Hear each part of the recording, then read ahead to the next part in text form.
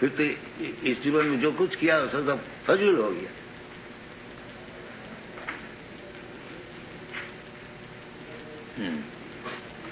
पुरुष प्रकृतिस्थो ही भुंक्ते प्रकृति जान गुणा। हाँ, भुंक्ते। हाँ, कारणम गुणसर्वस्य Saraswati जन्मसु।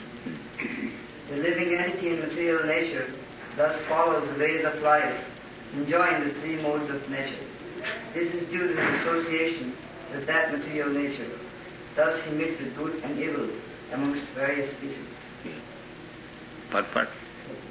This verse is very important for an understanding of how the living entities transmigrate from one body to another. It is explained in the second chapter. The living entity is transmigrating from one body to another, just as one changes dress. This change of dress is due to his attachment to material existence. As long as he is captivated by this false manifestation, he has to continue transmigrating from one body to another. Due to his desire to lord it over material nature, he is put into such undesirable circumstances. Under the influence of material desire, the entity is born sometimes as a demigod, sometimes as a man, sometimes as a beast, as a bird, as a worm, as an aquatic, as a saintly man, as a bug. This is going on. And in all cases, the living entity thinks himself to be the master of his circumstances, yet he is under the influence of material nature. How he is put into such different bodies is explained here. It is due to association with the different modes of nature. One has to rise, therefore, above the three material modes and become situated in the transcendental position. That is called Krishna Consciousness. Unless one is situated in Krishna Consciousness, his material consciousness will oblige him to transfer from one body to another because he has material desires since time immemorial. But he has to change that conception. That change can be effected only by hearing from authoritative sources. The best example is here. Arjuna is hearing the science of God from Krishna. The living entity, if he submits to this hearing process, will lose his long-cherished desire to dominate material nature. And gradually and proportionately, as he reduces his long desire to dominate, he comes to enjoy spiritual happiness. In the Vedic mantra, it is said that as he becomes learned in association with the Supreme Personality of Godhead, he proportionately relishes his eternal blissful life.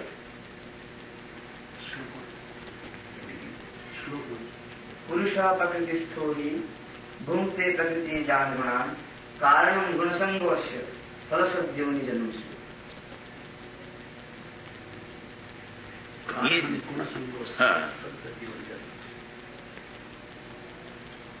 Whatever he associated, Satagun Rajagun Tam, Urdham Gachanti Sattasva, find out this one. Urdham Gachanti Sattasva, Madhye Tishtanti Rajasa, Jaganna Gunavrittista, Adho Gachanti. How he can check if he is Jaganna Gunavritti? So he is going downward. How his present position will check him. That is not good. Education.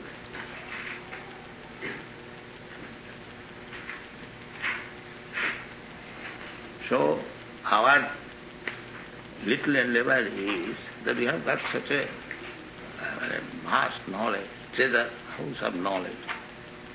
And instead of distributing this, if we remain in the darkness, then what is the benefit?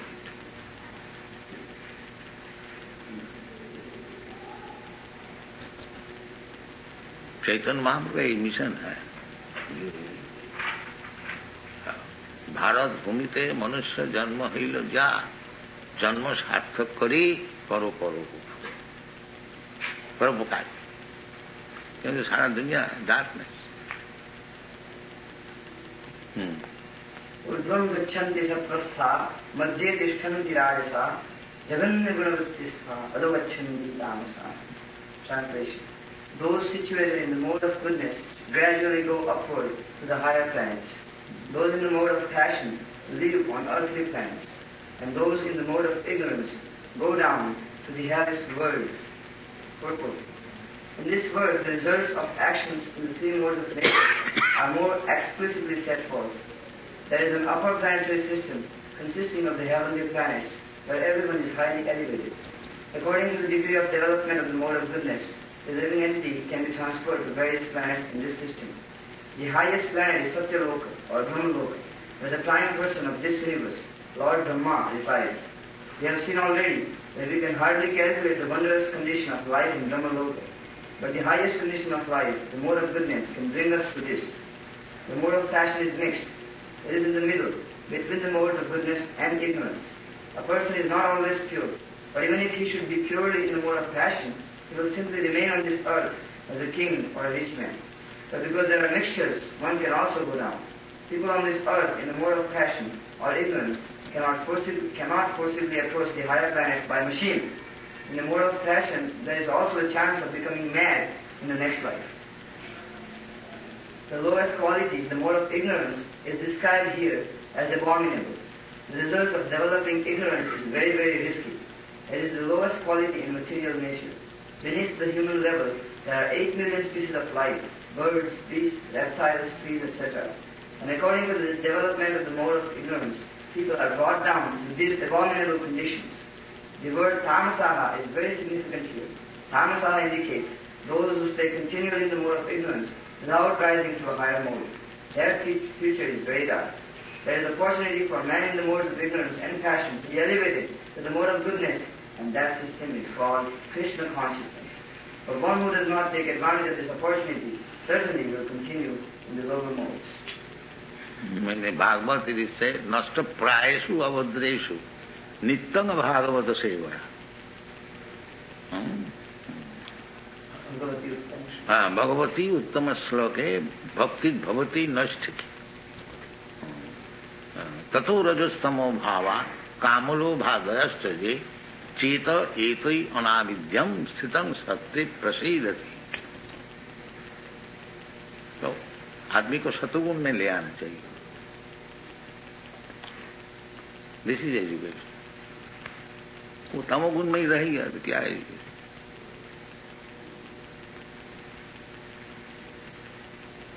Jagananna गुण वित्तिस्थ अधोगच्छन्ति.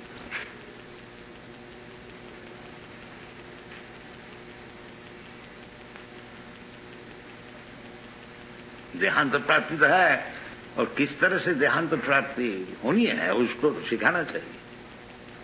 उस विषय में सिखा कहाँ जाता है? वो education कहाँ है?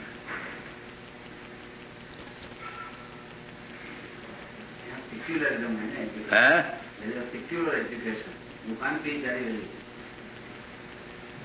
Secular. नहीं तो रिलीजन नहीं है, ये तो साइंस है. रिलीजन अभी बहुत दूर में है. ये तो देहांत पर जैसा एक इन्फेक्शन, क्या कोई बीमारी, स्मॉल पॉक्स, तो तुमको स्मॉल पॉक्स होना ही है. इसे रिलीजन क्या है? ये तो साइंस है.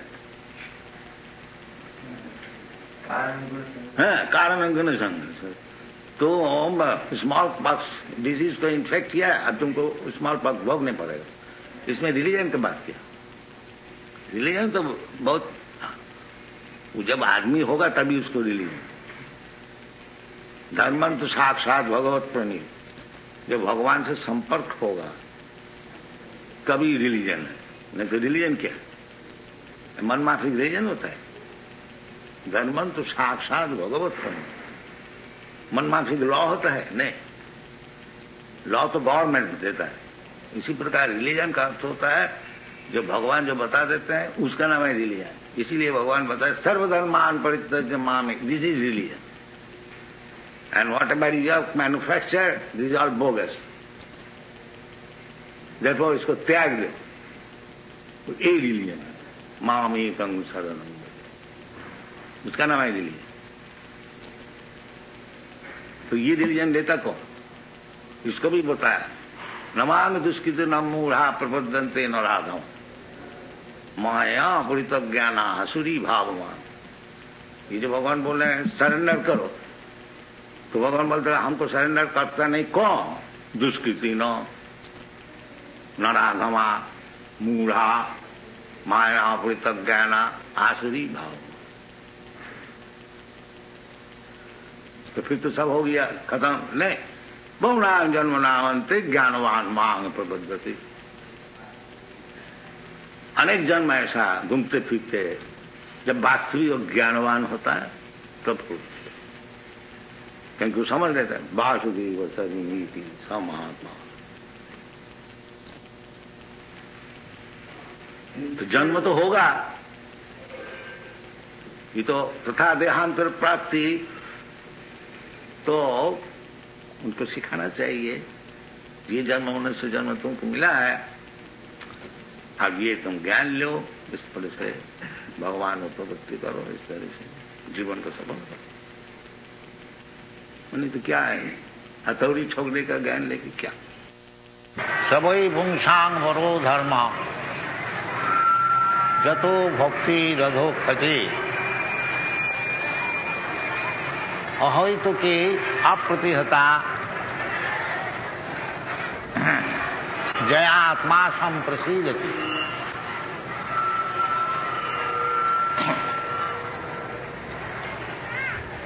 धर्म, धर्म किसको कहा जाता है? भाई समझ नहीं, समझ नहीं।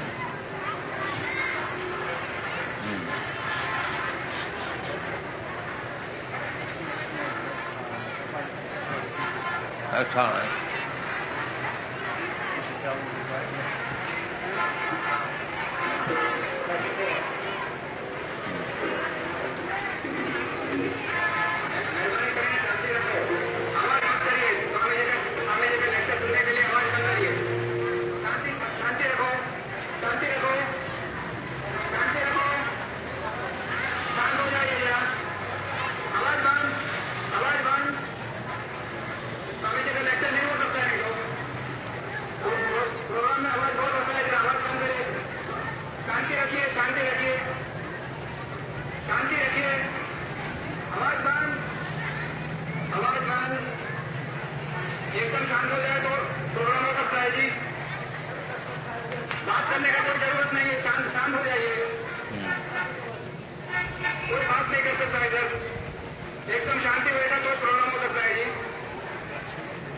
सबई पुंसांग परो धर्म।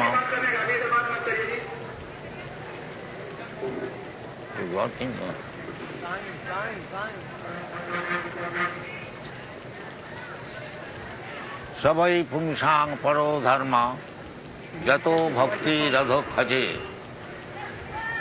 श्रीमद् भागवतम प्रथम स्कंद द्वितीय अध्याय